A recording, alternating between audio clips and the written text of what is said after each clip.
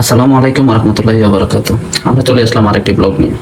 এটি হচ্ছে বন্যার্থের মাঝে ত্রাণ বিতরণ। ফিজা সেন্টার মিলানো, প্যারিস ও ফ্রান্স থেকে আমাদের কিছু বড় ভাই উদ্যোগে আমরা রামপাল আদর্শ সমাজের এবং আমাদের পার্শ্ববর্তী গ্রাম সমেশপুর থেকে সবাই আমাদের বন্ধু বান্ধব ছোট ভাই ব্রাদার সবাইকে নিয়ে আমরা আবারও ত্রাণ বিতরণের কার্যক্রম শুরু করতেছি।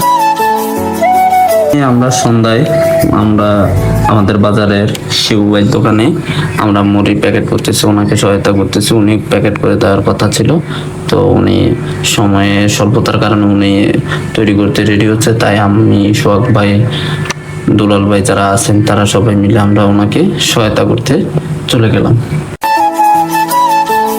আমরা এখানে মুড়ি, চিড়া, গুড় প্যাকেট করতেছিলাম, আর আনবিদদের বাসায় আমাদের সকল কার্যক্রম হচ্ছে। ওইখানে সবাই, কামরুল ভাই তারা সবাই ওইখানে, রাফি ভাই সহ, ছোট ভাই আনামুল, সাইফ আরো অনেকে ছিল ওইখানে। প্রয়োজনীয় 10 আইটেম, যে আইটেমগুলো মানুষ দিতে পারে নাই, শুকনো খাবার প্লাস কিছু প্রয়োজনীয় আইটেম যেমন দাঁতের মাজন, সাবান, তারপর ছোট বাচ্চাদের জন্য দুধ, এরকম কিছু প্রয়োজনীয় সামগ্রী আমরা নিয়ে প্যাকেট করতেছিলাম। আলহামদুলিল্লাহ মোটামুটি রাত 12টা, প্রায় একটার মধ্যে আমাদের প্যাকেটগুলো সব রেডি হয়ে গেছে। 350 প্যাকেটের মতো আমরা আয়োজন করতে পারছি। রাতের কাজ শেষ করে আমরা সকালবেলা সবাই একসাথে 6টার মধ্যে আমরা সবাই চলে আসি। ধন্যবাদ জানাই নবী ভাই, তারেক ভাই, নোমান ভাই, যারা বন্যার্থীদের ত্রাণ বিতরণ সহায়তা করেছেন।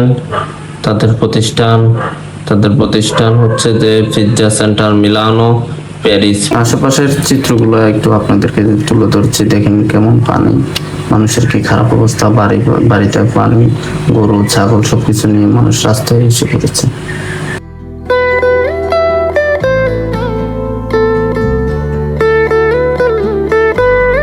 আমরা যে উদ্দেশ্যে এখানে শ্যামপুরে আসি ওই উদ্দেশ্যটা হয়নি। শ্যামপুরে কোনো আমাদের কাছে এতটা সুযোগ সুবিধা মনে হয় নাই, তাই আমরা শ্যামপুরে ত্রাণ দেইনি। তখন আমরা আবার ব্যাক করি, প্রায় 115 কিলোমিটার ব্যাক করে আমরা আমাদের বামপাড়ে চলে আসি। বড় নৌকা আইবো ভাই, ভাই নৌকা কি বড় আইতেছে?